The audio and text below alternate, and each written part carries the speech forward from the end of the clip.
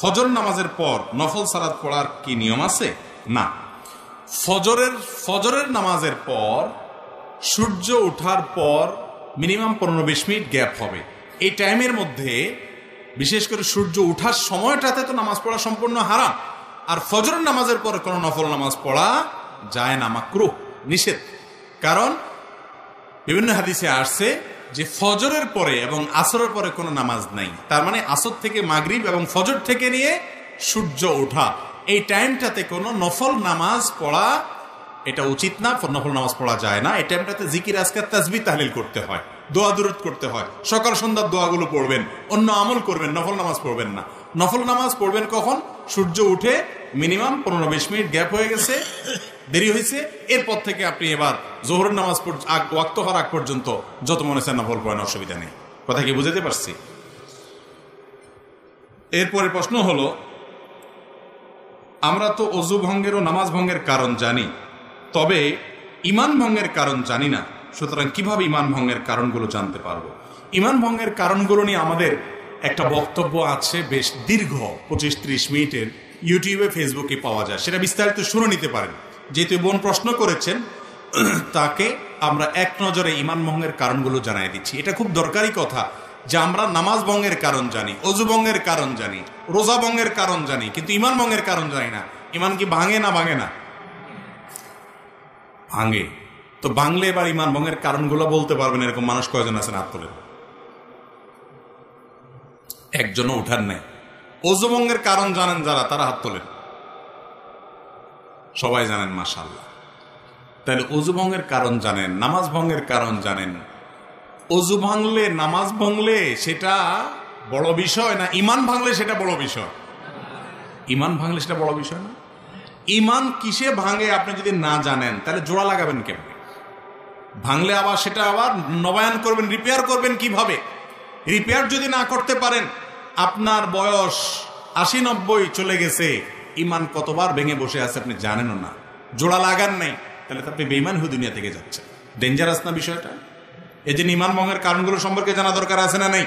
আমি এক নজরে সংক্ষেপে বলে দিচ্ছি। ঈমান ভঙ্গের কারণগুলোকে ওলামায়ে কেরাম নানাভাবে ব্যাখ্যা করেছেন। মৌলিক কারণ খুবই কম। এর ভিতরে প্রসিদ্ধ একটা ব্যাখ্যা হলো যে ঈমান ভঙ্গের 10টি কারণ আছে। এই 10টি কারণের ভিতরে সর্বপ্রথম কারণ হলো শিরকে আকবর করা, আল্লাহর সঙ্গে কাউকে শরীক সাব্যস্ত করা। আল্লাহকে যেভাবে ইবাদত করছেন একই ইবাদত কোনো পিসাবরে, কোনো কবরকে করলেন। আপনি আল্লাহকে যেভাবে উপাসনা করতেছেন সেই উপাসনাটা যদি কোনো মানুষকে করেন, আল্লাহর কে যে ইবাদত নিবেদন করতেছেন সেই ইবাদত একইভাবে অন্য কোনো মানুষ বা ব্যক্তিকে বা কোনো বস্তুকে করেন, যেভাবে মুশরিকরা কোনো মূর্তির সামনে ইবাদত করে সে যেরকম শিরকে লিপ্ত হয়, মুশরিক হয়ে যায়, মুসলমানের সন্তান ঈমান আনার পরে যদি শিরকে আকবর করে, তাহলে সেক্ষেত্রে সে কি হয়? মুশরিক হয়। এই বড় শিরক, এটা ঈমান ভঙ্গের কারণ। বড় শিরক কিভাবে হয়, বিস্তারিত হয়, এগুলো আমরা জানবো ইনশাআল্লাহ বিইذনিল্লাহ অন্য কোনো আলোচনায়। দ্বিতীয়ত, আল্লাহর সাথে বান্দার যদি কোনো মিডিয়া সাব্যস্ত করেন, কিরকম মিডিয়া? যে এর ছাড়া আল্লাহরে পাওয়া যাবে না। যেমন আমাদের অনেক ধর্মের ভাইরা মনে করেন যে আল্লাহকে পাইতে হলে সরাসরি পাওয়া যাবে না, বিভিন্ন দেবতা ধরতে হবে। এই জন্য অনেক দেবতার পুজো করে তারপরে ঈশ্বর পর্যন্ত, আল্লাহ পর্যন্ত যেতে হবে। ইমানদার যদি মনে করে যে আল্লাহকে পাইতে হলে আল্লাহর বিভিন্ন ভায়া আছে, এগুলো ধরতে হবে, ওনাদেরকে ছাড়া আল্লাহকে পাওয়া যাবে না, এরকম যদি মনে হয় এবং আল্লাহর ইবাদতটা তাদের মাধ্যমে করে, তাহলে সেটাও ঈমান ভঙ্গের কারণ। তৃতীয়ত, ঈমান ভঙ্গের কারণ হলো যে যদি কেউ মনে করে যে ব্যক্তি অমুসলমান, কাফের, ভিন্ন ধর্মের অনুসারী, বেঈমান, ঈমান আনেন নাই, মনে করে যে না তারটাও ঠিক আছে, তাহলে এই লোক বেঈমান, এই লোক ঈমান থেকে খারিজ হয়ে যায়, এটা ঈমান ভঙ্গ হয়ে যাওয়ার মতো কারণ। কারণ আপনি একটা লোক আল্লাহর প্রতি অবিশ্বাসী, আপনি বললেন না তারটাও ঠিক আছে। আমাদের অনেক মুসলমান ভাইরা আছে আজকাল, তাদের বিশ্বাসগুলো গোলালু মার্কা বিশ্বাস হয়ে গেছে। তাদের বিশ্বাসগুলো এখন আপনার শৈথিল্য প্রদর্শনকারীদের বিশ্বাস হয়ে গেছে। কিরকম সেটা? বলে যে সব ধর্মই ঠিক আছে। এরকম কিছু সুশীল আছে না, সুশীল, এই সুশীল টাইপের মুসলমান আছে কিছু, যে বেশি ভালো সাজে, বলে যে সব ধর্মই ঠিক আছে, সব ধর্মই তো ভালো কথা বলে। যেই ব্যক্তি আপনার মালিকের অস্তিত্বই স্বীকার করে না বা মালিকের একত্ববাদের স্বীকৃতিই দেয় না, সে কিভাবে ঠিক থাকে? তার অনেক ভালো কাজ থাকতে পারে, ভালো গুলোকে আপনি ভালো বলেন, কিন্তু সে কখনো আল্লাহর কাছে গ্রহণযোগ্য ইমানদার হতে, সে ইমানদারই না, আল্লাহর কাছে গ্রহণযোগ্য বান্দা হতে পারে না। এই জন্য যে বেঈমান তাকে বেঈমান মনে করতে হবে, যে ইমানদার তাকে ইমানদার মনে করতে হবে। তার সাথে আপনাকে মারামারি করতে কেউ বলে নেই, তারটা সে করুক, বাধাও দিতে বলে নেই, তারটা সে করুক, কিন্তু আপনার মনে রাখতে হবে এটা ইসলাম, এটা কুফর, এটা ঈমান, এটা বেঈমান, স্পষ্ট থাকতে হবে। আপনি যদি গোলালের মতো সব পাকায় ফেলান, এটা কিন্তু ঈমান ভঙ্গের কারণ হতে পারে।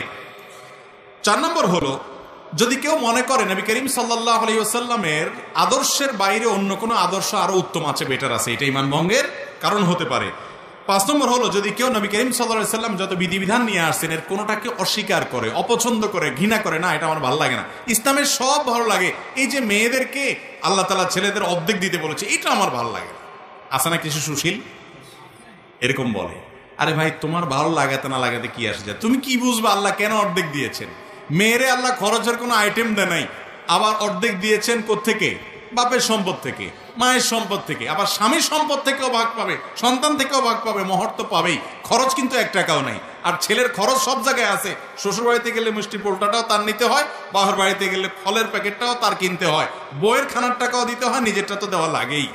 তারপরে বলা হয়েছে তার 2 টাকা। আর মেয়েরে বলছে তুমি কাউকে খাওয়াইতে হবে না, মিষ্টি কোনোটার বিল তোমার দিতে হবে না, তোমার নিজেরটাও তোমার খরচ করা লাগবে না, স্বামী দিবে, তুমি শুধু তাকায় থাকবা আর অর্ডার দিবা বসে বসে। এরপর তোমাকে 1 টাকা দিলাম। বেশি দেওয়া হয়েছে না কম দেওয়া হয়েছে? কিছু ভাই আছেন যাদের মাথায় বুদ্ধি শুদ্ধি এত কম, এরা হিসাব নিকাশ বোঝে না, অঙ্ক বোঝে না, বলে যে ইসলাম মেয়েদেরকে ঠকাইছে, আমার এটা ভালো লাগে না। আপনার বুঝে আসুক আর না আসুক, আল্লাহ তাআলা যা বলেছেন ওর ভিতরেই কল্যাণ আছে, আপনি হয়তো বুঝেন না। আপনি মানুষ হয়ে, সৃষ্টি হয়ে আল্লাহর সব নির্দেশের রহস্য কিভাবে বুঝবেন? তো এই জন্য যদি কেউ আল্লাহর কোনো নির্দেশকে, রাসূল সাল্লাল্লাহু আলাইহি ওয়াসাল্লামের কোনো বিধানকে অপছন্দ করে, ঘৃণা করে, এর ফলে ঈমান চলে যায়।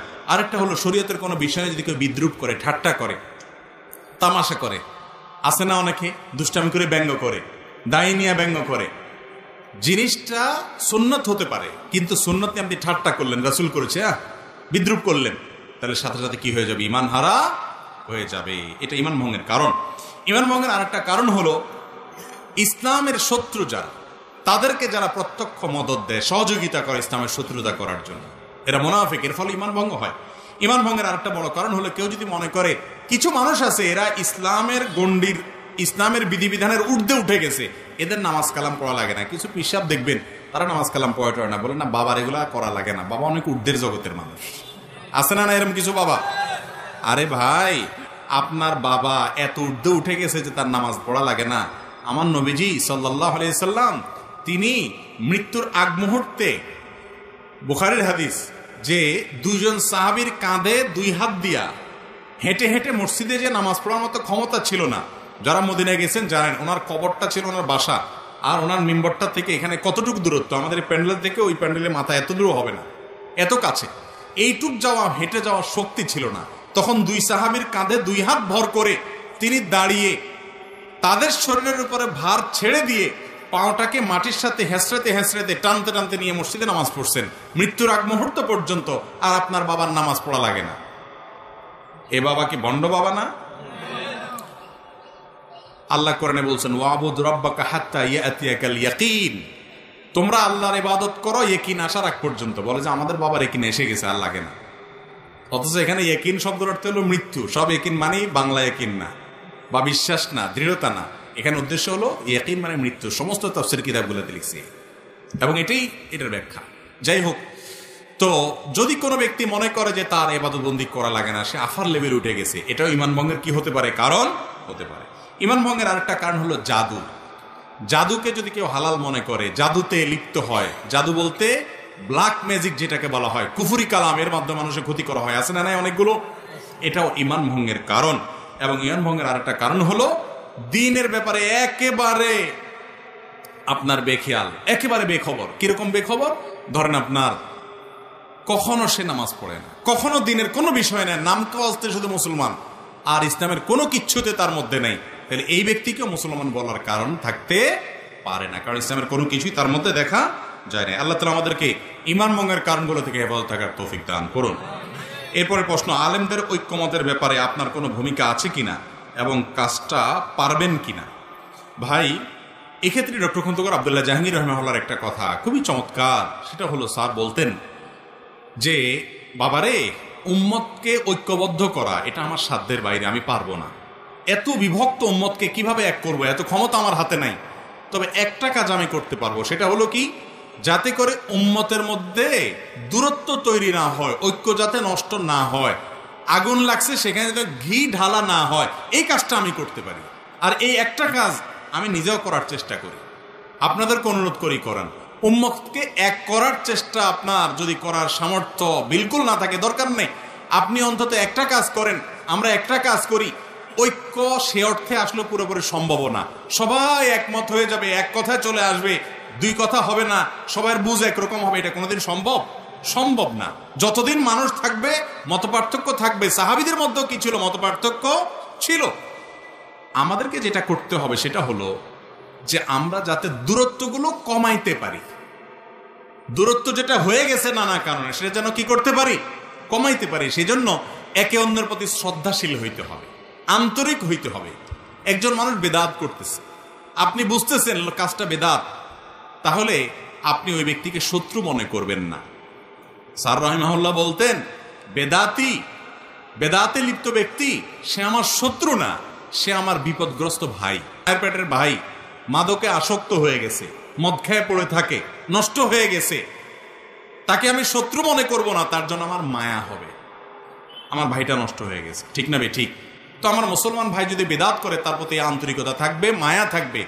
আমি তার বেদাত থেকে নিজেকে বাঁচাবো এবং তাকে বোঝানোর চেষ্টা করব, বিভিন্নভাবে দোয়া করব, কিন্তু তাকে শত্রু বানাবো না। এখন তো আমরা শত্রু বানাই, রেশারেশি করে ফেলি, ঠিক না? ঠিক।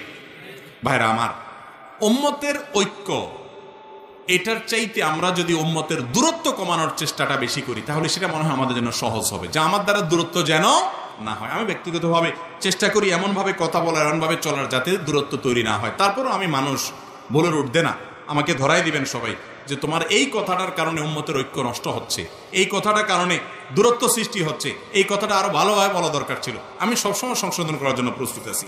আল্লাহ তাআলা বহুদা বিভক্ত এই মুসলিম উম্মাহকে আল্লাহ তাআলা একত্র হওয়ার, অন্তত দূরত্বগুলোকে কমিয়ে কাছাকাছি থাকার তৌফিক দান করুন। আমরা বিভিন্ন মতের মানুষ হতে পারি, কিন্তু আমরা সবাই বেশি, আমরা যারা আছি ম্যাক্সিমাম যে ইখতিলাফটা পারস্পরিক হয়, এটা আহলে কিবলাতে ইখতিলাফ বেশিরভাগ। আমাদের কিবলা এক, আমাদের রাসূল এক, আমাদের আল্লাহ এক, আমাদের কোরআন এক, আমাদের হাদিস এক, আমাদের জান্নাত এক, আমাদের জাহান্নাম এক। ভাই, জান্নাতে কোরআন হাদিসের অনুসারীদের মধ্য থেকে যত মতপার্থক্যপূর্ণ বলয় আছে, গ্রুপ আছে, যদি তাওহীদ ঠিক থাকে, ইমানটা যদি পরিপূর্ণ পিওর থাকে, তাহলে এই সব গ্রুপ থেকে মানুষ জান্নাতে যেতে পারে কি পারে না? তাহলে জান্নাতে আপনার যাওয়া লাগতে পারে, এরকম মানুষের সাথে শত্রুতা কেন পোষণ করবে? অতএব পারস্পরিক কাদা ছোড়াছড়ি, দলাদলি করবেন না আল্লাহর ওয়াস্তে।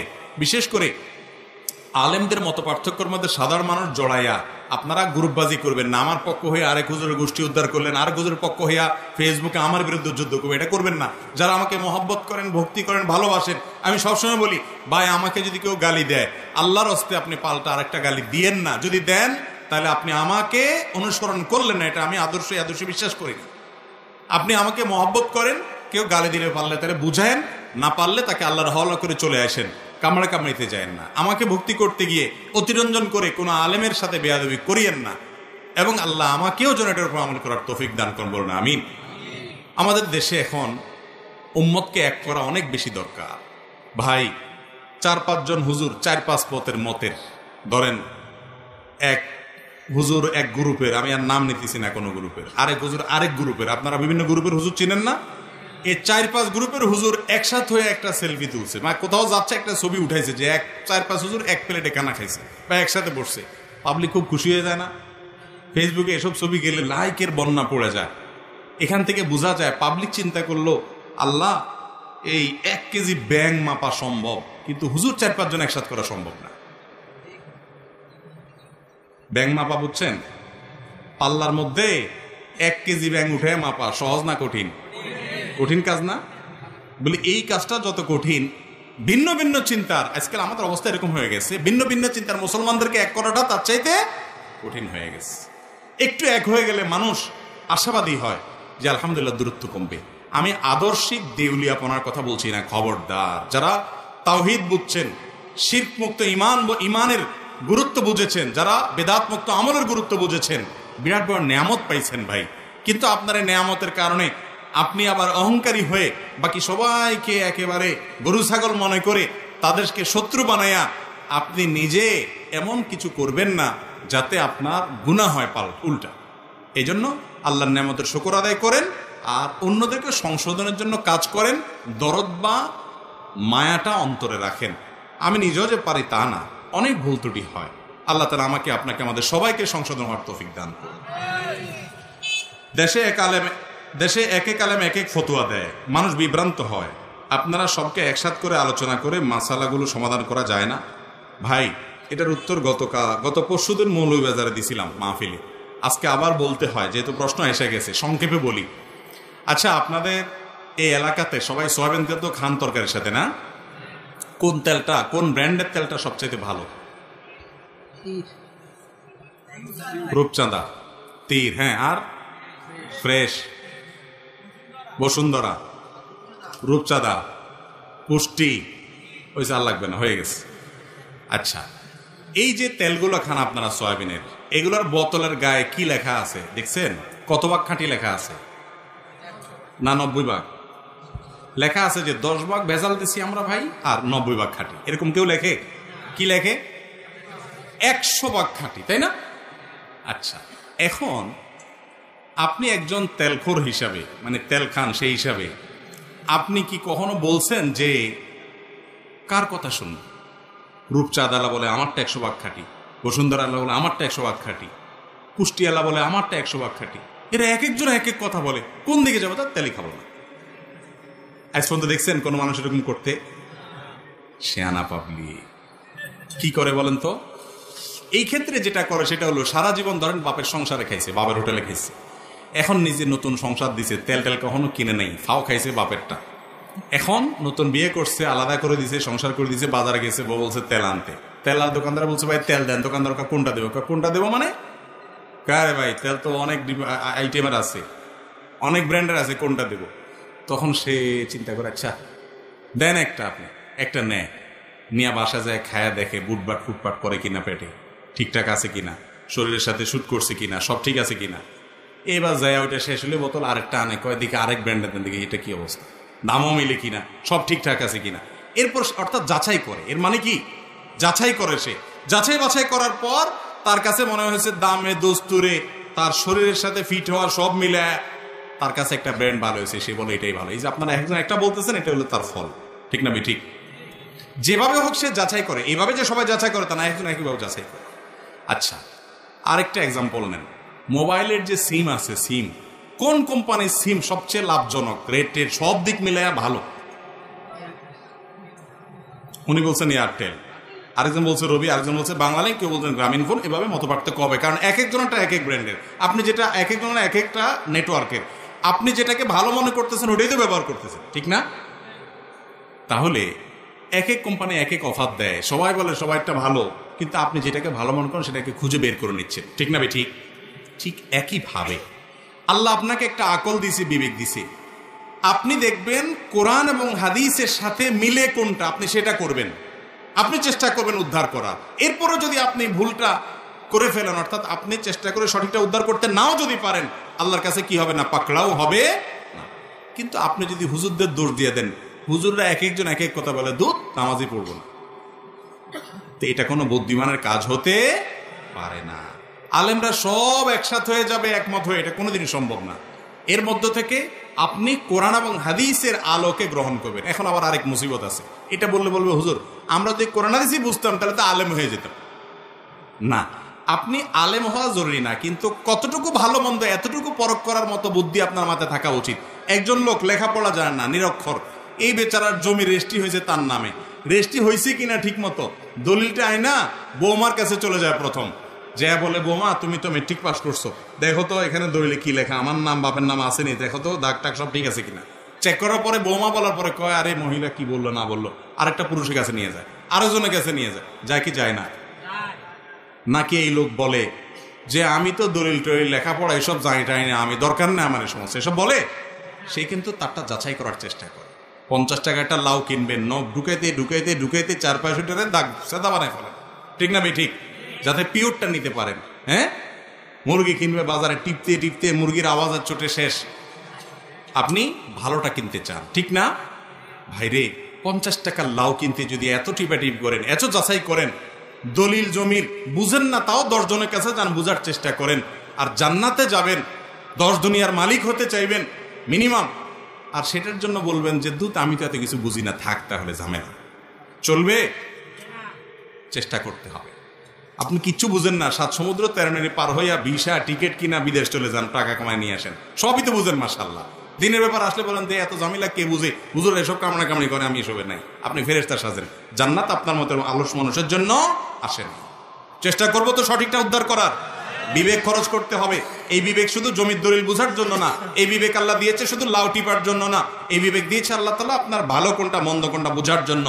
আলেম ওলামাদের মধ্যে কে কোরআন হাদিসের আলোকে বলে, কে মন গড়া বলে, কে বেদাতের দিকে ডাকে, কে সুন্নতের দিকে ডাকে, কে শিরকের দিকে ডাকে, কে তাওহীদের দিকে ডাকে, এতটুকু বোঝার মতো কমন সেন্স আল্লাহ আপনাকে দিয়ে রেখেছেন, এটার ব্যাপারে কোনো আপত্তি চলবে না। আল্লাহ আমাদেরকে বোঝার এবং আমল করার তৌফিক দান করুন। এক ব্যক্তি জমি বিক্রয় করলেন 8 ডিসিম, যিনি কিনলেন তিনি রেকর্ড করলেন 10 ডিসিম, সমাজে কোনো প্রতিকার নাই, এক্ষেত্রে ইসলামিক আইনে কি বিধান আছে? দেখেন, যে ব্যক্তি কিনলেন তিনি যদি একজন মানুষকে অশিক্ষিত পেয়ে বা সহজ সরল পেয়ে 10 ডিসিম রেজিস্ট্রি করে নেন, তাহলে তিনি 8 ডিসিম জমি কিনলেন, আর বাকি 2 ডিসিম জমি কিনেন নাই, জাহান্নাম বুক করলেন। কি বুক করেছেন? জাহান্নাম বুক করেছেন। ভাইরে, এই জমিন কবরে নিতে পারবেন না, ছেলেমেয়েরা ভাগযোগ করে নিয়ে যাবে, কিন্তু আপনাকে ঠিক এর জন্য আল্লাহর কাছে জবাবদিহি করতে হবে। 1 বিঘত জায়গা যদি কারোর অন্যায় ভাবে কেউ আত্মসাৎ করে, সার্থবক জমিনকে আল্লাহ তাআলা তার গলা ঝুলিয়ে দিবেন এবং তাকে ধসাতে থাকবেন। জঘন্য শাস্তি। আল্লাহ কোরআনে বলেছেন, যারা অন্যের সম্পদ অন্যায়ভাবে আত্মসাৎ করে, তারা তাদের পেটে তারা আগুন প্রবেশ করায়, সম্পদ না। অতএব ওই যে 2 ডিসিমিল জায়গা অতিরিক্ত লিখিয়েছেন, ওইটা জায়গা লেখেন না, ওইটা জাহান্নাম লেখাইছে। আল্লাহ তাআলা আমাদেরকে বুঝার তৌফিক দান করুন। হারাম এটা কখনো আমাদেরকে আরাম দেয় না ভাইরে। এ চুরিদারি করে আইল ঠেলি করে মানুষ কখনো শান্তি পায় না, বড়লোক হয় না, ছোট লোকই থাকে। শুধুমাত্র শয়তান তাকে দিয়ে পাপের কাজ করা। এজন্য হারাম ছাড়ার জন্য কলিজা লাগে, ইমান লাগে, আমি হারাম খাবো না। আল্লাহ তাআলা ইনশাআল্লাহ হালালে কি দিবে? বরকত দিবে। এরপরে প্রশ্ন হলো, আমার কাছে ফোন থাকলেও আমার হস্তমৈথুন হয়, না থাকলেও হয়, এ থেকে বাঁচার উপায় কি? এই প্রশ্ন সম্ভবত আমার একটা প্রশ্ন উত্তর দেওয়ার প্রেক্ষিতে ভাই করেছেন। আমরা বলেছিলাম যে যারা হস্তমৈথুনের বদভ্যাসে আক্রান্ত হয়ে গেছেন, এই হারাম থেকে কবিরা গুনাহ থেকে বের হতে পারছেন না, তাদেরকে বলেছিলাম যে স্মার্টফোনে আজে বাজে জিনিস দেখার ফলে এই বিপদগামিতার পথে মানুষ যায়, এগুলো দেখা বন্ধ করেন। তো প্রশ্নকর্তা বলেছেন যে এগুলো দেখা বন্ধ করার পরে অনেকের হবে, সেটা খুব লিমিটেড সময়ের জন্য। আপনি যদি নিয়মিত ধরেন 2-3 মাস স্মার্টফোন দেখা বন্ধ করেন, অর্থাৎ স্মার্টফোন দেখা বলতে হারাম জিনিস দেখা বন্ধ করেন, হারাম কোনো ভিডিও খারাপ জিনিস দেখা বন্ধ করেন, অফলাইন অনলাইনে কোনোভাবে না দেখেন, প্রথম কিছুদিন হয়তো ওই আগে যেগুলো দেখেছেন সেগুলোর মনে হয়ে আপনার ভিতরে এই পাপের তাড়না জাগ্রত হবে। কিন্তু দীর্ঘদিন পর্যন্ত যখন আপনি নিজেকে এটা থেকে দূরে সরাবেন, ইনশাআল্লাহ একসময় দেখবেন এটা আল্লাহ তাআলা ভুলাই দিচ্ছেন। বিশেষ করে যখন তওবা করবেন, খাঁটি তওবা, আল্লাহ তাআলা ভুলাই দিবেন। একটু সময় লাগবে, এজন্য ওই সময়টা ধরে থাকতে হবে। নামাজে যাবেন, নামাজের মধ্যে ওই জেনার কথা মনে আসবে, খারাপ জিনিসের কথা যেগুলো দেখে আসছেন, এই জন্য দেখা ছেড়ে দেন। ছেড়ে দেওয়ার পরেও কিছুদিন হয়তো আসবে, এক সময় ইনশাআল্লাহ হেফাজতে আল্লাহ তাআলা রাখবেন। তাছাড়া আরো কিছু পরামর্শ দিচ্ছি, সেগুলো আমল করবেন। নিঃসঙ্গ থাকবেন না, একাকিত্ব, নিঃসঙ্গ, এগুলো এই বদভ্যাসের একটা বড় কারণ। এরকম আরো কিছু পরামর্শ দিচ্ছি, সেগুলো আমল করেন। নেককারদের সোহবত এবং ভালো মানুষ মুত্তাকিদের সান্নিধ্যে থাকেন, আল্লাহর কাছে চোখের পানি ফেলে প্রার্থনা করেন, আল্লাহ আমি বাঁচতে পারছি না, আপনি আমাকে সাহায্য করেন। ইনশাআল্লাহ অবশ্যই আল্লাহ তাআলা কি করবেন? সাহায্য করবেন। আল্লাহ বলেছেন, আল্লাযীনা জাহাদু ফীনা লানাহদিয়ান্নাহুম সুবুলানা, যারা আমার রাস্তায় আসতে চায় তাদেরকে আমি একটা নয় বরং আমার দিকে আসার জন্য বহু রাস্তা দেখিয়ে দেই। কে বলেছেন? আল্লাহ তাআলা বলেছেন। আমি মাঝে মাঝে মাকে রাগ হয়ে কথা বলি, কিন্তু আমার রাগের উদ্দেশ্য হলো মাকে ভালো রাখার জন্য কথা বলা। এতে মায়ের কোনো অভিশাপ লাগবে কিনা? দেখেন, মা বাবা অনেক সময় উল্টাপাল্টা করে, বিশেষ করে বয়স যখন বেশি হয়ে যায় তখন তো মা বাপ দেখা যায় এমন এমন অযৌক্তিক কথা বলে, এটা আসলে খাটে না, ঠিক না ঠিক? এক ভাইয়ের অনেক আছে, তারপরও বাপে বলে না ওর কিছু নাই আসলে, আরে এ মিসকিন বেচারা, ওরে দে। একটার দিকে টানে তো টানতেই আছে, আর একটা দেখতেও পারে না। এরকম অনেক উল্টাপাল্টা বুড়া বয়সে মা বাপ করে, ব্যালেন্স ঠিক থাকে না। তো মা বাপ যখন বৃদ্ধ বয়সে চলে যায় ভাইরে, তখন ব্যালেন্স রাখতে পারে না বেচারা। এই বয়সটাতে আপনাকে আমাকেও হায়াতে বাঁচায় রাখলে আল্লাহ তাআলা যেতে হতে পারে। পৃথিবীতে সকল সন্তানের কাছে, সকল বাপ মা, হাতে গোনা ব্যতিক্রম কিছু থাকতে পারে, সব সময় ব্যাকডেটেড থাকে। ব্যাকডেটেড বুঝেন মানে কি? ওল্ড, আগের যুগের, খাটে না এমন কথাবার্তা বলে, স্মার্ট না। কারণ সন্তান সবসময় প্রোগ্রেস থাকে, আপডেটেড থাকে, তারা সবসময় আধুনিক এবং অনেক বেশি অগ্রসর থাকে, যার কারণে বাপমারা অনেক কিছু বুঝে না। ধরেন আজকালকার কথা ফেসবুক ইউটিউবের কথাই বলে, একটা ফেসবুক ইউটিউবের কোনো কথা আপনি আপনার অনেক বাপমা আছে বুঝাইয়া বলতেই পারবেন না, ঠিক না ঠিক? তো এই যে ব্যাপার, এই ব্যাপারগুলোর কারণে যুবকদের কাছে, সন্তানদের কাছে অনেক সময় মনে হয় দুধ আব্বা কি বলে, আম্মা কি বলে, এগুলো অযৌক্তিক, খাটে না, তাও বলে। এই যে আমার বুদ্ধির সাথে তার মিলতেছে না। আবার আমি যখন বুড়ো হয়ে যাব, আমার ছেলে মেয়েরা আবার এত আপডেটেড হবে, এত আপ টু ডেট হবে যে তাদের কাছে আবার আমি এরকম ব্যাকডেটেড থাকবো, ঠিক না ঠিক? কারণ দুনিয়ার সামনে আগাচ্ছে না আস্তে আস্তে। তো এই সময়টাতে বাবা মার সাথে বুঝে না আসলেও, অযৌক্তিক কিছু বললেও বেয়াদবি করা যাবে না। কঠিন একটা জায়গা। আল্লাহ তাআলা জান্নাতে যাওয়াটা শর্ত করে দিয়েছেন, রিদার রব্বি ফি রিদাল ওয়ালিদাইন ওয়া সাখাতুর রব্বি ফি সাখাতিল ওয়ালিদাইন। মা বাপ সন্তুষ্ট তো আল্লাহ সন্তুষ্ট, মা বাবা সন্তুষ্ট তো আল্লাহ সন্তুষ্ট, কথা সাফ। তুমি নামাজ পড়তে পড়তে কপালে সিল লাগাই ফেলছো, কিন্তু তোমার মা বাবা তোমার উপরে সন্তুষ্ট না, তোমার আচরণে তারা কষ্ট পায়, তাহলে তোমার জান্নাতে যাওয়ার কোনো পথ খোলা নেই। নবী করিম সাল্লাল্লাহু আলাইহি ওয়াসাল্লাম স্পষ্ট বলেছেন, তারাই তোমার জান্নাতের দুয়ার, মা বাবাই তোমার জান্নাতে যাওয়ার দুয়ার। যদি তাদের কথা অযৌক্তিক মনে হয়, তুমি রাগ করে ঝাড়ি দিয়ে বেয়াদবি করে তাদের সাথে কথা বলার অধিকার। এখন কথা হলো, অনেক সময় তারা উল্টাপাল্টা করেন, একটু তাদের ভালোর জন্য তাদেরকে বকা দেওয়া লাগে, ভালোর জন্য বকা দেওয়া লাগে। ধরেন কথার কথা, বাবা ডায়াবেটিসের রোগী, তাও মিষ্টি খাবে, ওনার ক্ষতি হবে কিন্তু তাও খাবে। এখন তার ভালোর জন্য তাকে মিষ্টি খাওয়া থেকে থামাইতে হবে, তো কি করবেন? মিষ্টি ওনার হাতের নাগালে রাখবেন না, দূরে কোথাও রাখবেন, ফ্রিজে তালা সিস্টেম করবেন। এখন যদি বাপে বদদোয়া দেয় যে আল্লাহ আমার হুতে আমারে মিষ্টি খাওয়ায় না, তাহলে আল্লাহ এই কথা শুনবে না, কারণ আল্লাহ জানে হুতে বাপের ভালোর জন্য করতেছে। কথা কি বুঝাতে পারছি? কিন্তু তাই বলে আপনি বেয়াদবি করতে পারেন না, ব্যবহার খারাপ করতে পারেন না, শক্ত ভাষায় কথা বলতে পারবেন। অনেক সময় রাগ করা যায় মায়ের সাথে, বাপের সাথে। সে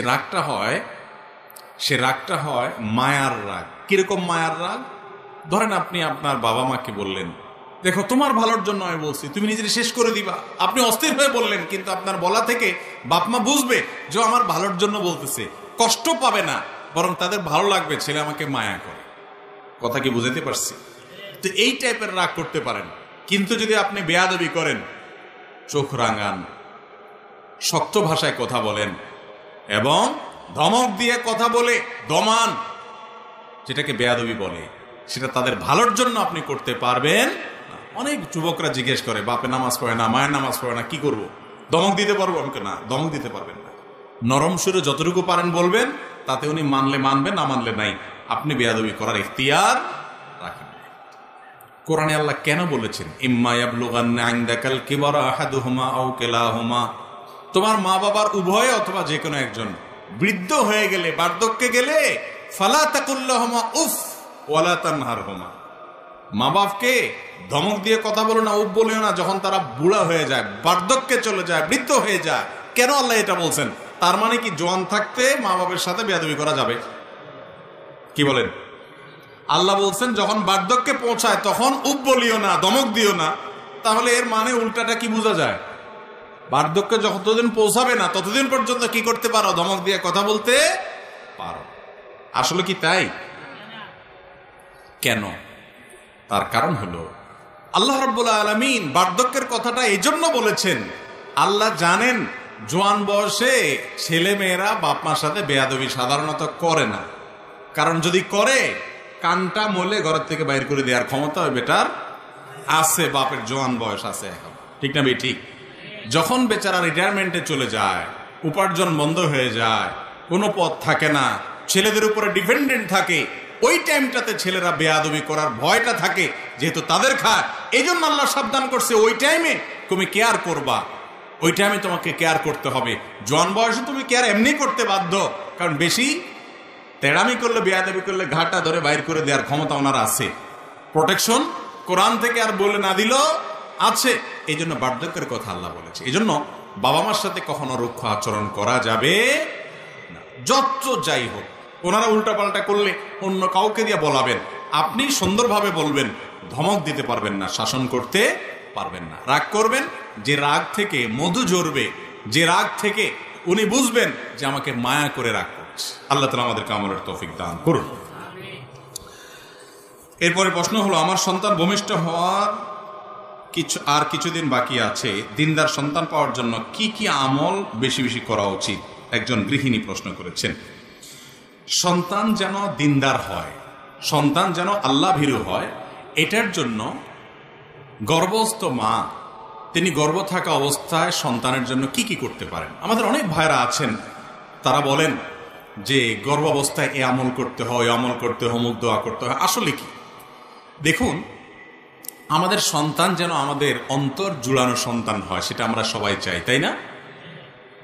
বেশিরভাগ মা বাপ চান যে আমার সন্তান যেন থাকে দুধে ভাতে। ঠিক আছে, দুধে ভাতে থাকুক, সুখে থাকুক। এর চাইতে বড় চাওয়া উচিত আমার সন্তান থাকুক মানুষের মতো মানুষ হয়ে, আল্লাহর খাঁটি গোলাম হয়ে, আল্লাহর সাথে পরিচিত হয়ে, কারণ তাতে তার আখিরাতও ঠিক থাকবে, দুনিয়াও ঠিক থাকবে। আর এটা যেন থাকে, সেজন্য গর্ভাবস্থায় বিশেষ করে একজন মা তিনি আল্লাহর কাছে বেশি বেশি সাধারণভাবে দোয়া করবেন, আল্লাহ আমার সন্তান যেন নেককার হয়, আল্লাহ আমার যেন একটা ভালো সন্তান হয়, সেজন্য আল্লাহ ভীরু হয়, সেজন্য আল্লাহ আপনাকে চিনে, সেজন্য মুত্তাকি পরহেজগার হয়। বিশেষ করে কিছু দোয়া কোরআন হাদিসে শেখানো আছে, সেগুলো বলতে পারেন। জাকারিয়া আলাইহিস সালামের দোয়াটা পড়তে পারেন, ইব্রাহিম আলাইহিস সালামের দোয়াটা পড়তে পারেন। আল্লাহ কোরআনে সূরা ফুরকানের ৭৪ নম্বর আয়াতে যে দোয়া শিখেছেন সেটা পড়তে পারেন। রব্বানা হাব লানা মিন আজওয়াজিনা ওয়া যুররিয়াতিনা কুররাতা আয়ুন। আল্লাহ এমন পরিবার সন্তান দেন যারা আমার চোখ শীতল করবে। ওয়াজআলনা লিল মুত্তাকিনা ইমামা, এবং আমাদের গোটা পরিবারকে মুত্তাকিদের ইমাম হওয়ার তৌফিক দান করেন। এই দোয়া পড়তে পারেন। আরেকটা দোয়া আছে জাকারিয়া আলাইহিস সালামের দোয়া, রব্বি হাবলি মিন লাদুনকা যুররিয়াতান তাইয়্যিবা ইন্নাকা সামিউদ দুআ। আল্লাহ আমাকে আপনার তরফ থেকে নেক সন্তান দেন, ভালো সন্তান, সুসন্তান দেন। আপনি দোয়া শ্রবণ করেন। আরো দোয়া আছে, রব্বি হাবলি মিনাস সলিহিন, হে আল্লাহ আমাকে আপনি নেক সন্তান দেন। আরো এরকম দোয়া আছে। এই দোয়াগুলো বিশেষ করে পড়বেন। গর্ভবতী মায়ের জন্য বিশেষ আমল না, এটা সবসময় এটা করবেন, গর্ভাবস্থা আরো বেশি করে করবেন। আর এর পাশাপাশি দোয়া কবুলের সময়গুলো, যেমন ভোর রাত, ৫ ওয়াক্ত নামাজের পর, নামাজের শেষ বৈঠক, এরকম কিছু টাইম আছে দোয়া কবুলের সময়। বৃষ্টির সময় দোয়া কবুল হয়, তারপর মুরগির ডাকের সময় দোয়া কবুল হয়, আজানে কামতের মাঝখানে দোয়া কবুল হয়। দোয়া কবুলের যে জায়গা, শুক্রবারে দোয়া কবুল হয়। শুক্রবার একটা বিশেষ সময় আছে, অনেকে বলছেন আসর মাগরিব এবং সূর্য ডুবার আগে। এই টাইমগুলোতে দোয়া কবুল হওয়ার সম্ভাবনা বেশি থাকে। এই টাইমগুলোতে গর্ভবতী মা বলেন, অন্য যে কেউ দোয়া করবেন এই টাইমে। বিশেষ করে প্রশ্ন যেহেতু উনি করেছেন, আমি বলবো যে বোন, আপনি এই টাইমে সন্তানের জন্য আল্লাহর কাছে চোখের পানি ফেলে দোয়া করবেন। মা বাবার দোয়া সন্তানের জন্য অনেক বেশি কবুল হয়, এর মাধ্যমে সন্তান নেককার হবে ইনশাআল্লাহ। সেই সাথে গর্ভাবস্থায় নেক আমল করলে সন্তানের উপরে তার ভালো প্রভাব পড়ে, ইতিবাচক প্রভাব পড়ে। কোরআন তেলাওয়াত করা, ভালো ভালো কাজ করা, গুনাহের কাজ না করা, হারাম জিনিস না দেখা, মোবাইলে টেলিভিশনে, এই টাইমে অন্য সময় তো করতেই হবে, বিষয় ইবাদতের দিকে খেয়াল করা, এগুলোর মাধ্যমে ইনশাআল্লাহ নেক সন্তান আল্লাহর কাছ থেকে আশা করা যেতে পারে। বাকি এমনি গর্ভাবস্থায় করার জন্য আলাদা কোনো হাদিসে পৃথক কোনো আমল বলা হয় না, আমি যতটুকু জানি। আল্লাহ আলাম বিসওয়াব। এরপরে প্রশ্ন হলো, অজু করার নিয়ম এক একজন এক এক রকম বলে, আমাদের তো অজু না হলে সালাতও হবে না, সুতরাং অজু করার সঠিক নিয়ম জানতে চাই। অজু করার নিয়ম আবার এক একজন এক এক কথা বলে, এটা আমি প্রথম শুনলাম। নামাজ নিয়ে নামাজের মাসআলা নিয়ে অনেক মতপার্থক্য আছে, অনেক গন্ডগোল ঝামেলা আছে, ওযু নিয়ে ঝামেলা আছে, আমি তো জানি না, প্রায় সবই এক। তারপরে তিনি জানতে চেয়েছেন ওযুর সুন্নাত তরিকা হলো আপনি প্রথম 2 হাতের কবজি পর্যন্ত ধোবেন, 2 হাতের কবজি পর্যন্ত 3 বার ধোবেন, এরপরে পানি নিয়ে 3 বার কুলি করবেন। কয়বার কুলি করবেন? 3 বার। কুলিটা করার সময় ভালো করে মুখের ভিতরে পানিটাকে নাড়া দিয়ে সম্ভব একটু গড়গড়া করবেন, গড়গড়া করতে না পারলে অন্তত ভালো করে নাড়া দিবেন 3 বার। 3 বার নাকে পানি দিবেন। নাকে পানি দেওয়ার ক্ষেত্রে ইস্তিনসার সুন্নাত, ইস্তেনশাক এবং ইস্তিনসার এগুলো হলো সুন্নাত। তো এই নাকে পানি দেওয়ার ক্ষেত্রে যে নির্দেশ, সেটা বাস্তবায়নটা এভাবে হবে যে হাতের কোষে পানি নিয়ে নাকের কাছে ধরে হালকা করে টান দিবেন, জোরে টান দিন আবার মাথা তুলে যাবে, একদম হালকা, বা নাকে চুবায় ধরে ডুবায় ধরে যাতে করে ভিতরে পানি যায়, এরপরে নাক পরিষ্কার করবেন। এভাবে 3 বার করা কি সুন্নাত। এরপর আপনি 3 বার আপনার মুখ ধোবেন। কয়বার ধোবেন? 3 বার। এই 3 বার ধোয়ার সময় পানি নিবেন অল্প, ডলবেন বেশি, ডলতে হবে বেশি, বিশেষ করে কপাল, এই যে কানের লতি, গোড়া, এগুলো একটু বেশি ডলা লাগে, কারণ এই জায়গাগুলো বর্ডার তো শুকনা থেকে যায় অনেক সময়, এগুলোকে ভালো করে ডলতে হয়। নবী করিম সাল্লাল্লাহু আলাইহি ওয়াসাল্লাম ওযুর ক্ষেত্রে বারবার বলেছেন আসবিগুল ওযু, তোমরা ওযুকে পরিপূর্ণ করো, আই আকমিলুল ওযু, তার মানে ওযুটাকে ভালোভাবে করতে হয়। এই ভালোভাবে ওযু মানে কি? ভালো ওযু মানে হলো সুন্দর করে ডলা, পানি অল্প নিলেন, ডলতে হবে বেশি। 3 বারের জায়গায় 4 বার 5 বার ধোবেন না। অনেক আছেন যে এই মুখ ধোয়ার ক্ষেত্রে দোয়া হইল কি হইল না, শুকনা থাকলো কিনা, এই ওয়াসওয়াসার কারণে সে একের পর এক পানি ধুইতেই থাকে, 5 বার 7 বারও ধোয়, এটা সুন্নতের খেলাফ। 3 বার ধোয়া সুন্নত, কমও করবেন না বেশিও করবেন না। 3 বার পানি নিয়ে যদি আপনি বেশি করে ডলেন, অনেক সময় ধরে ডলেন, শুকনা থাকবে না। এরপরে যদি আপনার মনে বলে যদি শুকনা থেকে যায়, তখন মনরে বলবেন শুকনা থাকলে আমি আল্লাহর সাথে বসবো, কারণ আল্লাহ রাসূল 3 বার করতে বলছে, আমি 3 বার করছি, এরপর শুকনা আছে কিনা আমার ডলার আছে, ডলছি, এরপর শুকনা থাকলে আমার কোনো গুনাহ হবে না। আপনি অন্তত টেনশন নেবেন না, আমি দায়িত্ব নিলাম। যদি আপনি ডলারটা সুন্দর মতো করেন আর 3 বার দন, শুকনা যদি আছে এরকম মনে হয়, বুঝবেন এটা ইবলিসে আপনারা দিয়ে পানি অপচয় করাবে, নামাজের জামাত ছুটাবে, আপনাকে ক্ষতিগ্রস্ত করবে নেক্সট সুরতে। এরকম ওয়াসওয়াসা নামাজের মধ্যে যে শয়তান দেয়, ওইটার নাম হলো খিনজাব, হাদিসে আসছে। ওইটা বিশেষ এক টাইপের ইবলিস আছে যে মানুষের নামাজের মধ্যে বিশেষ করে যত রকম ওয়াসওয়াসা আছে সেগুলো দেয়। এই জন্য এটা ওই ইবলিসের কথা শুনবেন না। যদি মনের ভিতরে ওয়াসওয়াসা আসে, বুঝবেন যে ইবলিস হাজির হয়ে গেছে। আপনার ওযুতে বেশি পানি নষ্ট করায়, বেশি সময় নষ্ট করায় আপনাকে ক্ষতিগ্রস্ত করবে। আপনার মনে হবে যে 3 বারের জায়গায় আমি 5 বার দিতেছি, আমি তার বেশি ভালো করতেছি। বেশি ভালো, বেশি ভালো, এই বেশি ভালো তো ভালো না। বেশি ভালো কি ভালো? ভালো না। তাহলে কয়বার দিতে হবে? 3 বার। এই 3 বার ধোবেন।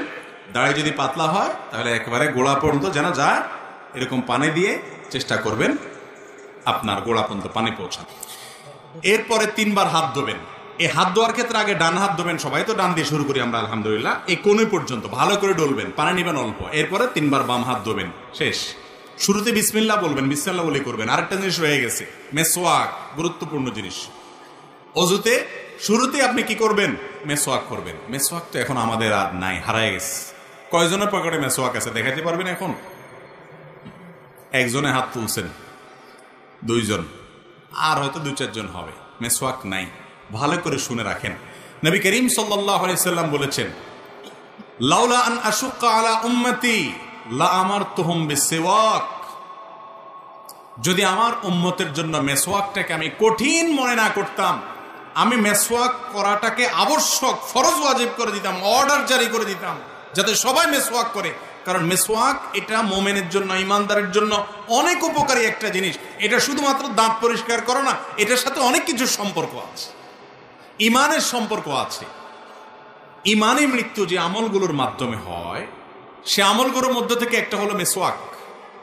মেসওয়াক বেশি বেশি করার মাধ্যমে মৃত্যুর সময় ইমান নিয়ে যাওয়ার তৌফিক নসিব হয়। প্রিয় নবী সাল্লাল্লাহু আলাইহি সাল্লামের জীবনের শেষ আমল কোনটা জানেন? একবারে শেষ আমল, যার পর আর কিছু করতে পারেন নাই, নিঃশ্বাস বন্ধ হয়ে আল্লাহর কাছে চলে গেছেন, রফিকে আলার সাথে সাক্ষাৎ করতে গেছেন, সেই শেষ আমলটা ছিল মেসওয়াক। নবী করিম সাল্লাল্লাহু আলাইহি সাল্লাম আয়েশা রাদিয়াল্লাহু তাআলা আনহার কোলে মাথা রেখে তিনি যখন অসুস্থ, মৃত্যুসজ্জায় শায়িত, মারা যাওয়ার ঠিক আগ মুহূর্তে ওয়াফাতের ঠিক আগ মুহূর্তে তার মেসওয়াকটা দিয়েছেন আয়েশা রাদিয়াল্লাহু তাআলা আনহাকে। এটাকে চাবায়া যে নরম করবেন এই শক্তিটা তার শরীরে ছিল না, এতটা দুর্বল হয়ে গেছেন। তখন আয়েশা রাদিয়াল্লাহু তাআলা আনহা নিজে চাবায়া সেটাকে নরম করে নবী সাল্লাল্লাহু আলাইহি ওয়াসাল্লামের হাতে তুলে দিয়েছেন। তিনি সে মেসওয়াক করেছেন। এই মেসওয়াক করতে করতেই এরপর দুনিয়া থেকে চলে গেছেন। কত গুরুত্বপূর্ণ আমল হলে নবী সাল্লাল্লাহু আলাইহি ওয়াসাল্লাম জীবনের শেষ আমল এটা হয়। আর ইবলিস এখন আমাদের থেকে এই আমলটাকে এমনভাবে বিদায় করেছে, হাজার হাজার মানুষের মধ্যে দু চারজনও মেসওয়াক তারা করে না, ওযু করে নামাজ পড়ে কিন্তু মেসওয়াক করে না। ভাইরা আমার, আমাদের দাঁতে যে নার্ভগুলো আছে এগুলোর সাথে ব্রেইনের একটা সম্পর্ক আছে। মেসওয়াক এটা করার মাধ্যমে আল্লাহ রাব্বুল আলামিন বান্দার ব্রেইনে ঈমানকে তরতাজা রাখেন এবং এটা নিয়ে বেশ কয়েকটা গবেষণা আছে, দারুণ দারুণ কিছু গবেষণা আছে। এই গবেষণাগুলো আমি যাদের প্রতি খুব আস্থা রাখি এরকম কিছু ভাইয়েরা আমাকে পড়ে তার নির্যাসটা জানিয়েছেন।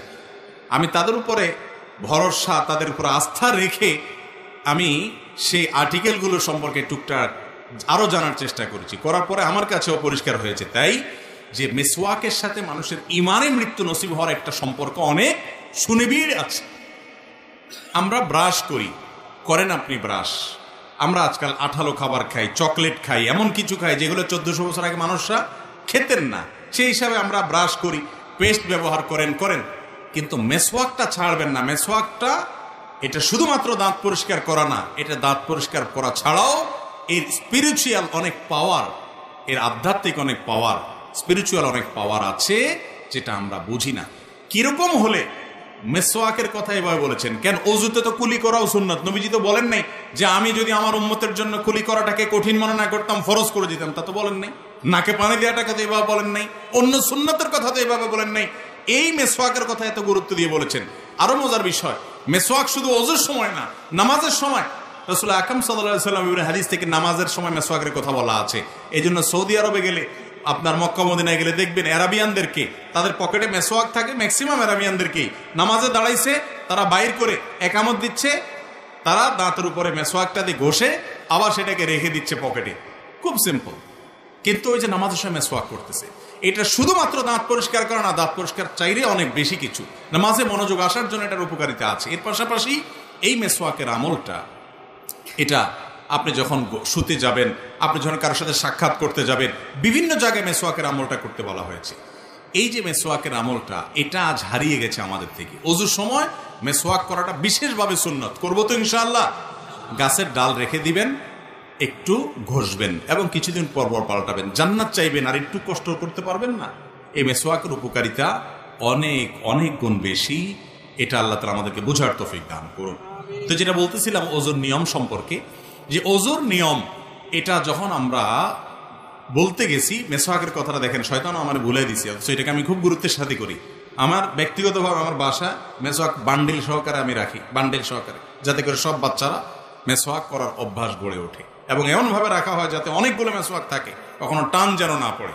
তো যাই হোক, সেটা শয়তান আমাকে ভুলাই দিছে। তাহলে ওযুতে ওই মেসওয়াকটা বিশেষভাবে খেয়াল করবেন, বিসমিল্লাহ বলে করবেন। শুরুতে দুইটা মিস্টেক ছিল, বলে দিলাম। এবার আসি, 2 হাত ধোয়া শেষ, মাথা মাসে করবেন। ভিজা হাতরে এভাবে পুরো হাত ভিজানোর পর এই হাতকে আপনি মাথায় দিয়ে এভাবে টান দিবেন, টান দিয়ে একেবারে পেছন পর্যন্ত নেবেন। সেখানে মাথার হাতের এইটুক ব্যবহার করবেন, এটাকে টান দিবেন, তাহলে এইটুক অব্যবহৃত থেকে যাবে। এভাবে যখন টান দিবেন গোড়ার অংশ থেকে যাবে। এবার আসার সময় এইরকম করে টান দিবেন, তাহলে যাওয়ার সময় অর্ধেক হাতে আর আসার সময় বাকি অর্ধেক হাতে টান দিবেন, তাতে পুরো মাথা কি হয়ে যাবে? মাসা হয়ে যাবে। এই মাথা পুরাটা মাসে করাটাই হলো সুন্নাহ। পুরো মাথা মাসে করলেন, এরপরে ভিজা আঙ্গুল দিয়ে কি করবেন? কান মাসা করবেন। কান মাসা শেষ, গর্দান মাসা করবেন কিনা, এই তো এবার একটা ভেজাল এবং কামড়া কামড়ির জায়গায় চলে আসি আমরা, তাই না? এই একটা জায়গাতে ঝামেলা একটু এবং মতপার্থক্য আছে। গর্দান মাসে করা সম্পর্কে বেশ কয়েকটা বর্ণনা পাওয়া যায়, কিন্তু সে বর্ণনাগুলোর অবস্থা পর্যালোচনা করলে নিরপেক্ষভাবে আমার কাছে ক্ষুদ্র দৃষ্টিতে ওলামায়ে কেরামের তাহকিকগুলো দেখার পর আমার কাছে যেটা মনে হয়েছে সেটা হলো যে গর্দান মাসে করাটা আসলে হাদিস দ্বারা সুন্নাহ দ্বারা সাব্যস্ত নয়। এটা সাব্যস্ত হওয়ার মতো, এটাকে সুন্নাত বলার মতো, মুস্তাহাব বলার মতো এই পর্যায়ের হাদিসগুলো না। কথা কি বুঝাতে পারছি? কেউ গর্দান করে মাসে করে, ওই যে বিভিন্ন বর্ণনা আছে সেগুলোর উপরে ইতিমাদ করে ভরসা করে, অনেকগুলো আমাদের ফতোয়া আছে মুস্তাহাবের উপরে, তাদের ব্যাপারে আপনার হার্ডলাইন হয়ে তাদের সাথে যুদ্ধ করতে যাওয়ার দরকার নাই। আপনি যেটাকে বিশুদ্ধ মনে হয়েছে সেটার উপর আপনি আমল করবেন। যাই হোক, তাহলে মাথা মাসে করা শেষ, কান মাসে করা শেষ, বাকি রইল পাও। দোনো পাও দেবেন। পাও দেওয়ার ক্ষেত্রে নবী সাল্লাল্লাহু আলাইহি ওয়াসাল্লাম একটা বিশেষ গুরুত্ব আরোপ আছে। তিনি বলেছেন ওয়াইলুল লিল আকাবি মিনান নার, পায়ের গিরা গোড়ালি এগুলাকে জাহান্নামের আগুন থেকে তোমরা বাঁচাবা, কারণ এগুলো শুকনা থাকে। বিশেষ করে এই যে শীতের মৌসুম চলতেছে, এখন তো আমরা 4G গতি রুজু করি। শীতের সময় 4G গতি রুজু চলে না। মসজিদের অজুখানাগুলোতে দেখবেন গরমের সময় সিরিয়াল পড়ে যায়। যে অজু করতে একবার চান্স পায় সে আর উঠতে চায় না, বিশেষ করে জোহরের অজু। যত পানি ঢালে তত শান্তি। আর শীতের সময় দেখবেন যে অজুখানাতে, মাগরিবের সাথে তো অজুখানাতে কোনো মানুষই পাওয়া যায়, সবাই আসরটা দিয়া রেডিমেড একদম এসা পর্যন্ত কমপ্লিট করে, ঠিক না ভাই? ঠিক।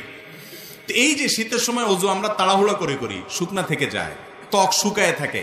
শীতে আপনি ত্বকের যত্ন নেন, অজুরও যত্ন নিতে হবে। এই জন্য বিশেষভাবে পাও ডোলে ডোলে ভালো করে গিরা গোড়ালিগুলো ধুইতে হবে এবং চিপা চাপাগুলোতে আঙ্গুলের খেলাল করতে হবে। এভাবে যদি আপনি 3 বার ডান পাও 3 বার বাম পাও ধোন, আপনার ওযু কমপ্লিট। এরপরে কালিমায়ে শাহাদা পাঠ করেন। আল্লাহ রাব্বুল আলামিন ইনশাআল্লাহ বিইذনিল্লাহ এই ওযুর মাধ্যমে আপনার জান্নাতে যাওয়াকে সহজ করবে। বুঝাতে পারছি? তাহলে এইভাবে ওযু করতে হবে। ওযু করার ক্ষেত্রে একটা বিশেষ সাবধান বাণীর কথা বলবো, সেটা হলো আজকাল শতকরা 99 জন মানুষ আমরা ওযু করতে গিয়ে একটা গুনাহ করি। অনেক সময় ওযু করাটা নফল কাজের জন্য ওযু করতেছেন, শোয়ার জন্য ওযু করতেছেন, তাহলে এটা নফল, ফরজ না। রাতে ঘুমানোর সময় ওযু করে শোয়া সুন্নাত, তো সুন্নাত আমল করার জন্য করেছেন, তাহলে এটা ফরজ না। কিন্তু আপনি ওযু করতে গিয়ে একটা কবিরা গুনাহ করতেছেন। ওযুটা সুন্নাত, সেটা করতে গিয়ে একটা কবিরা গুনাহ করে বসতেছেন। ম্যাক্সিমাম মানুষ আমরা এই অপরাধের সাথে জড়িত। সেটা কি? পানি অপচয়। পানির অপচয়। অপচয় করা কি সওয়াবের কাজ না গুনার কাজ? ছোট গুনাহ না বড় গুনাহ? আল্লাহ রাব্বুল আলামিন এটাকে বড় গুনাহ, কাবিরা গুনার মধ্যে রেখেছেন, অপচয় করা। আপনি পানি ব্যবহার করতে পারেন, নষ্ট করতে পারেন, প্রয়োজনের চাইতে অতিরিক্ত ব্যবহার করলে এটা অপচয়, এটা হারাম। আমরা অনেক ভাইরা আছেন ওযু করতে যে পরিমাণ পানি ব্যবহার করি, বিশেষ করে ট্যাপে তো ওযু করি আজকাল প্রায় সবাই। এই ট্যাপ চালায় দিয়া হাত ধোয়া শুরু থেকে নিয়ে পা ধোয়া পর্যন্ত যত পানি যায়, এগুলো যদি একটা বড় বালতিতে ধরে রাখেন, একদিন একটু ট্রাই করে দেখেন যে, এবং একটু চেক করেন যে আমি কতগুলো পানি ব্যবহার করলাম ওযুতে। আপনি দেখেন প্রায় আধা বালতি বা তার চাইতে বেশি হয়ে যাবে ব্যবহার করেছে, ঠিক না ঠিক? আর রাসূল আকরাম সাল্লাল্লাহু আলাইহি ওয়াসাল্লামের ওযুতে কত পানি লেগেছে জানেন? হাদিসে সে বিবরণও আসছে। এখানে তো গ্লাস নাই, দেখানো যেত। এই যে মনে করেন কাপটা আছে, এই কাপটাতে যে পরিমাণ পানি লাগবে তার চাইতে আরেকটু বেশি, আনুমানিক আর কি, একজাক্ট না। ধরেন এটা 2 কাপ, এই পানি দিয়ে তিনি ওযু কমপ্লিট করতেন। কিছু কম বেশ হবে, কিন্তু এর বেশি না। ধরেন 1 গ্লাস আর কি, 1 গ্লাস পানি দিয়ে ওযু করতেন। আপনি এবার চিন্তা করেন, মুখ হাত ধোয়া থেকে নিয়ে পা ধোয়া পর্যন্ত সব কাজগুলো যেভাবে বলেছি এভাবে করতেন, কিন্তু পানি লাগতো ওইটুকু, আর আপনার লাগতেছে আধা বালতি। তাহলে আপনি অপচয় করতেছেন না করতেছেন না? এখন যদি বলেন এইটুকু দিয়ে আবার ওযু কিভাবে সম্ভব, এখন যদি এখানে বড় একটা গামলা নিয়ে আসতেন আর একটা গ্লাস পানি নিয়ে আসতেন, তাহলে আমি দেখা দিতে পারতাম। গামলা তো আশেপাশে নাই মনে হয়, ইনশাআল্লাহ কোনো এক সময় দেখাবো। ইউটিউবে অনেক ওলামা একরাম, বিশেষ করে আরবের অনেক ওলামা একরাম কিভাবে এই পানি দিয়ে নবীজি ওযু করতেন এটা দেখাই দিয়েছেন তারা হাতে কলমে। দেখেন, কোষে অল্প একটা কোষে পানি নেবেন, এই 1 কোষ পানিকে আপনি মুখে নিয়ে এবার ডলেন, 3 বারে 3 কোষ পানি নেন, মুখ ধোয়া শেষ। হবে না? হবে না? ট্রাই করে দেখেন। কিন্তু আমরা অপচয় করি। এখন আপনি বলবেন হুজুর, তখন পানির অভাব ছিল, মরুভূমিতে ছিলেন উনি, আমরা এখন বাংলাদেশে মাশাআল্লাহ নদীমাতৃক দেশ, আমাদের পানি তো পানি, পানির অত্যাচারে আমরা মাঝে মধ্যে বাড়ি ছাড়ি চলে যাওয়া লাগে। তো এখন এত পানি আছে, এখন কি এই ওয়াজ চলবে যে পানির অপচয় করা যাবে না? হ্যাঁ ভাই, চলবে। আল্লাহ আপনাকে নেয়ামত দিয়েছেন, সেজন্য আপনি তাই বলে যা খুশি তা করবেন, প্রয়োজনের চাইতে ব্যবহার করবেন, এই নেয়ামতের এই ব্যবহারের অনুমতি আল্লাহ দেন নাই। এই জন্য এক হাদিসে আসছে নবী সাল্লাল্লাহু আলাইহি ওয়াসাল্লাম, নদীতে যদি কেউ কি করে, নদীতে যদি কেউ পানি ব্যবহার করে ওযু করে, সেখানে পর্যন্ত, সমুদ্রে পর্যন্ত পানি ব্যবহারের ক্ষেত্রে যে এখানে পানির অভাব নেই, সেখানেও যেন সে অপচয় না করে, সে বিষয়ে হাদিসে নির্দেশনা আসছে। তাহলে এখন আমাদের টেপে ট্যাঙ্কিতে অনেক পানি আছে, এই আশায় কি আমরা পানি অপচয় করব? মনে রাখবেন, অপচয়কারীকে অপচয় করার কারণে একসময় প্রায়শ্চিত্ত করতে হয়। টয়লেটে বসে বসে অযথা বদনার পানি ছাড়লেন অথবা টেপে পানি ছাড়লেন, একসময় দেখবেন যে আপনি টয়লেটে বসে মাশাআল্লাহ সব শেষ করে এখন পানিতে হাত দিয়ে দিয়েছেন, টেপে পানি নেই। একবারে অপচয় করবেন, ওইটার জন্য আরেকবার ধরা খাবেন। এটা বাস্তবতা, এটা অভিজ্ঞতা যে মানুষ যখন খুব বেশি সীমা লঙ্ঘন করে আল্লাহ তাআলা তার জন্য তাকে প্রায়শ্চিত্ত দুনিয়াতে ভোগ করান অনেক ক্ষেত্রে। এবং বাংলাদেশে আমাদের কথা বলবেন যে পানির অভাব নাই। আপনারা জানেন ঢাকা শহরে সহ সারা দেশে মাটির নিচে পানির লেয়ার নেমে যাচ্ছে। অলরেডি আমাদের এই সমস্ত এলাকাতেও ভালো পানি পাওয়া যায় না, শত শত ফিট নিচে নামা ছাড়া। ঠিক না ঠিক? কিয়ামত যত কাছাচ্ছে তত অসুবিধা আরো বাড়বে, এবং কিয়ামতের আগে পানি নিয়ে যুদ্ধ হবে। কিয়ামতের আলামতগুলোর ভিতরে একটা। তাহলে এই পানির অপব্যবহার, অপচয় এগুলো করলে তার জন্য একসময় আমাদেরই এর জন্য ক্ষতির মুখোমুখি হতে হবে। সবচেয়ে বড় কথা হলো হাদিসে নিষেধ আছে, এই জন্য অজু করতে গিয়ে পানি অপচয় করা যাবে।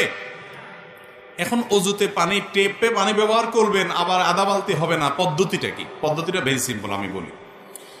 আমি চেষ্টা করি আমল করার জন্য, সবসময় পারি যে তা না, আল্লাহ আমাকেও মাফ করুক, চেষ্টা করি আলহামদুলিল্লাহ। সেটা হলো আপনি টেপ ছেড়ে দেওয়ার পর হাত ধুলেন, কুলি করলেন, নাকি এগুলো তো পটাপট হয়ে গেল, গ্যাপ হয় না।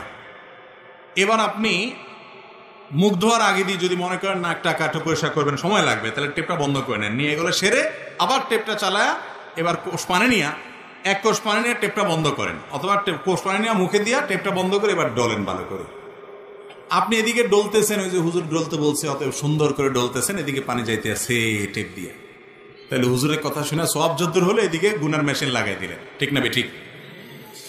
এই টেপটাকে গ্যাপ দিয়ে দিয়া বন্ধ করে করে যদি উজু করেন, দেখবেন ইনশাআল্লাহ আল্লাহ তো আপনাকে সাধ্য অনুযায়ী জিজ্ঞাসাবাদ করবেন যে আপনি কতটুকু পারছেন। আপনি অন্তত বলতে পারেন, আল্লাহ আমি চেষ্টা করছি পানি যেন অপচয় না হয়। যখন মুখ ধোয়া শেষ, আপনি মাথা মাসে করবেন, হাত ধোয়া শেষ, এবার হাত ধোয়া শেষ, এদিকে টেপে পড়তেছে, এদিকে আপনি মাথা মাসি করতেছেন না, আপনি টেপটা বন্ধ করে নেন, এরপরে মাথা মাসি করেন। আপনি বলবেন হুজুর এত ঝামেলা করে কে? এত ঝামেলা করে সে জান্নাতে যেতে যায় যে, জান্নাতে যেতে যায় যে, এত ঝামেলা করে সে। আপনি জান্নাতে যাবেন, দুনিয়ার সমান 10 দুনিয়া মিনিমাম এটার মালিক হবেন, এত নেয়ামত পাবেন, একটু টেপ বন্ধ করবেন খুলবেন, এটুকু করতে পারবেন না।